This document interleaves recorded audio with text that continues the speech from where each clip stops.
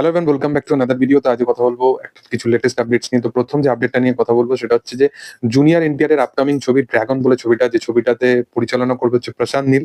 এবং প্রশান্ত নীল এবং এনটিআর কে আমরা আবার একসাথে দেখতে পাবো। তো এনটিআর এর মানে এই ছবিটা এবং প্রশান্ত নীলের এই জিনিসটা দাবি যে এই ছবিটা তার বানানো সব থেকে কিকঅ্যাস একটা ছবি হতে চলেছে এটা। এবং মোটামুটি 200 জন মতো আর্টিস্ট নিয়ে এই ছবির শুটিং কিন্তু শুরু হয়ে গেছে। দেখার যে প্রশান্ত নীল এনটিআর কে কিভাবে বড় পর্দায় প্রেজেন্ট করে, আমি বিশাল এক্সাইটেড আছি এই কাজটার জন্য। কারণ জুনিয়র এনটিআর একজন ভালো মাপের অভিনেতা এবং প্রশান্ত নীল তার যেরকম ভিজুয়াল, সে যেরকম ভাবে সিনেমাকে প্রেজেন্ট করে সেগুলো একটা আলাদা মাফিক জিনিস হয়। তো দেখার যে সেটা হয় কেমন। এর পরের যে আপডেটটা নিয়ে কথা বলবো সেটা হচ্ছে যে নানির আপকামিং ছবি নিয়ে। তো নানির আপকামিং ছবি হিটের পার্ট 3, এই ফ্র্যাঞ্চাইজে নানির নাম যোগ হয়েছে। তো এই ছবির যে টিজারটা সেটা 4 দিনের মধ্যে আসতে চলেছে। সম্ভবত 24 তারিখে এই কাজের কিন্তু টিজার চলে আসবে। দেখার যে টিজারটা কতটা প্রমিসিং হয়। হিটের পার্ট 2 তে নানির একটা ক্যামিও ছিল যেটা বেশ প্রমিসিং ছিল এবং হিটের ফ্র্যাঞ্চাইজ গুলো আমার বেশ ভালো লাগে, তার মধ্যে একটা থ্রিলিং ভাইব আছে। এবং দেখার যে নানিকে কিভাবে প্রেজেন্ট করে হিটের পার্ট 3 তে। এর পরবর্তী আপডেটটা হচ্ছে সালমান খানকে নিয়ে। তো সালমান খান এই মুহূর্তে হলিউডের একটা ছবিতে তাকে শুটিং করতে দেখা যাচ্ছে এবং সেই শুটিংটা কমপ্লিট হয়ে গেছে, সেই শুটিং এর কাজ। এবং এই কাজটাতে সালমান খানের সাথে সাথে সঞ্জয় দত্তকেও দেখা যাচ্ছে। সালমান খান এবং সঞ্জয় দত্তের এই কাজটায় কিন্তু ক্যামিও থাকতে চলেছে এবং সম্ভবত দেখা যাচ্ছে যে এই কাজটায় প্রধান চরিত্রে আমরা উইল স্মিথকে দেখতে পাবো। এটাই কিন্তু লেটেস্ট আপডেট ওয়াইজ উঠে আসছিল। এবার দেখার যে উইল স্মিথকে নিয়ে কিন্তু আরেকটা বড় আপডেট উঠে এসছে এই মুহূর্তে। তোমরা সকলেই জানো যে সালমান খান এবং অ্যাটলি ছবিটা নিয়ে, মানে অ্যাটলি 6 নিয়ে কিন্তু বিশালভাবে একটা তোড়জোড় করে আলোচনা শুরু হয়ে যায় এবং সকলেই এই বিষয়টা নিয়ে কথোপকথন শুরু করে দেয় যে সালমান খান অ্যাটলিকে কি, মানে সালমান খানকে অ্যাটলি কিভাবে প্রেজেন্ট করবে এই বিষয়বস্তু নিয়ে। তো মূলত সেই কথোপকথন একটা টাইম পর শেল্ফ হয়ে যায়। শোনা যায় যে এই ছবিটাকে নাকি প্রডিউস করার মতো সেরকম প্রডিউসাররা থাকে না। তো একটা ছবির কাজ প্রি প্রোডাকশন এখনো স্টার্ট হয়নি, এত কিছু জল্পনা কল্পনা কিন্তু অলরেডি স্টার্ট হয়ে যায়। এবং সালমান খানের সিকান্দারটা হচ্ছে সব থেকে ভরসা সাপেক্ষ একটা প্রজেক্ট, যে কাজটা চলা কিন্তু খুব প্রয়োজনীয়তা পূর্ণ একটা কাজ, যেটা অবশ্যই শুধুমাত্র সালমান খানের অডিয়েন্সের জন্য নয়, সালমান খানের জন্য কিন্তু বিশেষভাবে। তো যেটা নিয়ে কথা বলবো সেটা হচ্ছে অ্যাটলির সাথে সালমানের যে ছবিটা আসতে চলেছে সেই ছবিটা নিয়ে কিন্তু আরেকটা বড় আপডেট উঠে আসছে যে এই ছবিটাতে প্রথমে তোমরা সকলেই জানো যে একটা পোর্শনের জন্য একটা ক্যামিও রোলের কথা ভাবনা চিন্তা করা হচ্ছিল। প্রথমে কামাল হাসান তারপরে রজনীকান্তকে এই চরিত্রটার জন্য ভাবনা চিন্তা করা হয়েছিল। তো এখন যেটা শোনা যাচ্ছে যে দুজনেই কিন্তু এই চরিত্রটা করবে না ঠিক করে নিয়েছে। তো এখন শোনা যাচ্ছে যে এই চরিত্রটার জন্য অ্যাটলি অ্যাপ্রোচ করেছে উইল স্মিথকে। মানে সালমান খানের ছবিতে উইল স্মিথ যদি থাকে তো সেই ছবির ক্রেজ আলাদা রকম হয়ে যাবে। এবার দেখার যে আপকামিং দিন এরকম সামথিং কিছু হতে পারে কিনা। অবশ্য আরেকটা আপডেটও কিন্তু উঠে আসছে যে অ্যাটলির সাথে যে আল্লু অর্জুনের ছবিটা আসার কথা ছিল। তোমরা সকলেই জানো যে আল্লু অর্জুনের পুষ্পা 2 এর পর সে ত্রিবিক্রমের সাথে কাজ করছিল এবং সেখানে তাকে লর্ড কার্তিকের চরিত্রে আমরা দেখতে পাবো। তো ত্রিবিক্রমের সাথে তার যে ছবিটা আসার কথা, সেই ছবিটা আসতে বেশ কদিন সময় লাগবে এবং সেই ছবিটার শুটিং স্কেডিউল কিন্তু পেছানো হয়েছে।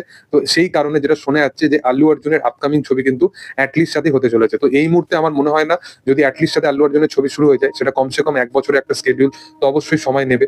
তো এই মুহূর্তে সালমান খানের যদি সিকান্দার চলে আসে এবং ভালো রকম চলে তাহলে অ্যাটলির সাথে ওই জিনিসটা লাইন আপে থাকবে এবং ভুল ছবিটাই হয়তো তার আগে চলে আসবে। দেখার যে সেটা আপকামিং দিনে হয় কেমন। এর পরবর্তী যে আপডেটটা নিয়ে কথা বলবো সেটা হচ্ছে প্রভাসের আপকামিং ছবি রাজা সাহেব বলে ছবিটা নিয়ে। এই ছবিটা এখন কিন্তু শোনা যাচ্ছে যে এই ছবিটার শুটিং প্রসিডিওরে অনেক কিছু মানে চেঞ্জেস করা হচ্ছে, সেই কারণে এই ছবিটা পোস্টপোনের কথা ভাবনা চিন্তা করা হচ্ছে। এর সাথে সাথে এই ছবিটা দুটো পার্টে আসার কথা ভাবনা চিন্তা করা হচ্ছে।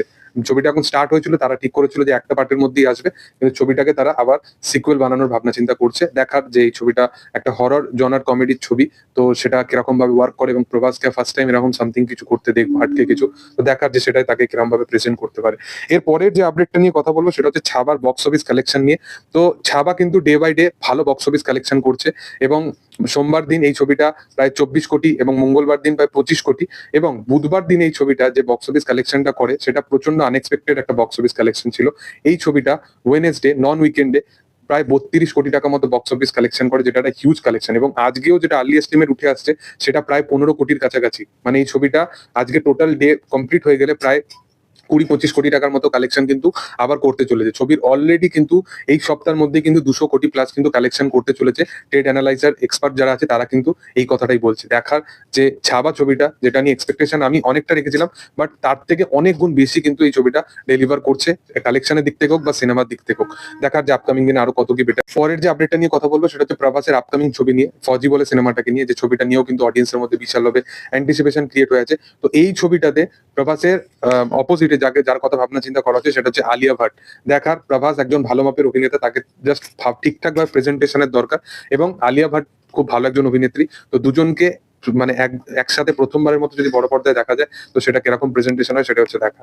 এর পরের যে আপডেটটা নিয়ে কথা বলবো সেটা হচ্ছে এলসিইউ নিয়ে। তো এলসিইউ এর একটা শর্ট ফিল্ম আসার কথা ছিল, এবং সেই শর্ট ফিল্মটা খুব তাড়াতাড়ি আমরা মার্চেই হয়তো দেখতে পাবো। শর্ট ফিল্মের ডিউরেশনটা হবে মাত্র 15 থেকে 16 মিনিটের, এবং এই শর্ট ফিল্মটাকে ডিরেক্ট করবে হচ্ছে লোকেশ কানাগরাজ নিজে।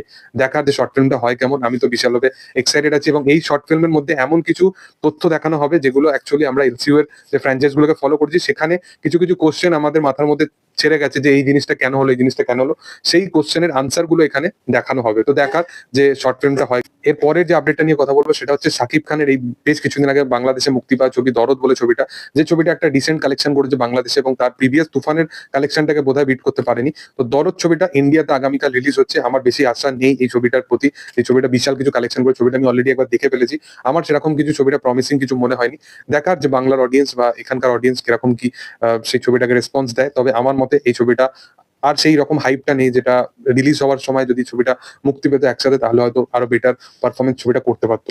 এরপরের যে আপডেটটা নিয়ে কথা বলবো সেটা হচ্ছে রাঞ্জনা নিয়ে। ধনুষের একটা এমন একটা ছবি যেটা আমাদের মনে সবসময় একটা দাগ কেটে যায়, রঞ্জনা বলে। তো এই ছবিটাকে আবার রিলিজ করা হচ্ছে। এই ছবির অলরেডি সিকুয়েলের উপরও কাজ চলছে, তেরে ইস্ক মে বলে, যেখানে আমরা ধনুষের অপোজিটে আমরা কৃতি শ্যাননকে দেখতে পাবো।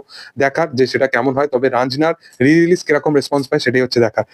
এর পরের যেটা আপডেট সেটা হচ্ছে শাহরুখ খানের কিং বলে ছবিটাকে নিয়ে। তো কিং এই ছবিটা কিন্তু নেক্সট মান্থে ফ্লোরে যেতে চলেছে। দেখার যে ছবিটা 1 বছর শুটিং অ্যালট করেছে, মানে এই বছরে মার্চ মাস থেকে এই ছবির শুটিং শুরু হবে, এবং 2026-এর মার্চ মাসে এই ছবির শুটিং শেষ হবে। দেখার যে কিং ছবিটা হয় কেমন, আমি বিশালভাবে এক্সাইটেড আছি এই কাজটা নিয়ে, এবং এই কাজটা শাহরুখের সাথে সাথে আরো ভালো ভালো মাপের অভিনেতাকে দেখা যাবে। এর পরের যেটা আপডেট নিয়ে কথা বলবো সেটা হচ্ছে যে SSMB 29, মানে SS রাজামৌলির আপকামিং ছবি, এবং যেটা মহেশ বাবুর সাথে হতে চলেছে। তো সেই ছবিটাতে আমরা মহেশ বাবুর অপোজিটে প্রিয়াঙ্কা চোপড়াকে দেখতে পাবো, ভিলেনের চরিত্রে আমরা জন এব্রাহামকে দেখতে পাবো। তো এই ছবিটাতে আমরা ছবির যে টাইটেলটা হতে চলেছে সেটা সম্ভবত গরুড়া বা মহারাজ, এই দুটো ছবির মধ্যে যে কোনো একটা নাম কিন্তু বা যে কোনো একটা টাইটেল কিন্তু এই ছবিটার হতে চলেছে। দেখার আমি তো প্রচুর ভাবে অপেক্ষা আছে এই কাজটার জন্য। তোমাদের কি বক্তব্য এই বিষয়বস্তুগুলো নিয়ে, এবং কোন আপডেটটা নিয়ে বেশি এক্সাইটেড আছো, অবশ্যই কমেন্টে জানাতে পারো। ভিডিও ভালো লাগলে অবশ্যই লাইক, শেয়ার এন্ড সাবস্ক্রাইব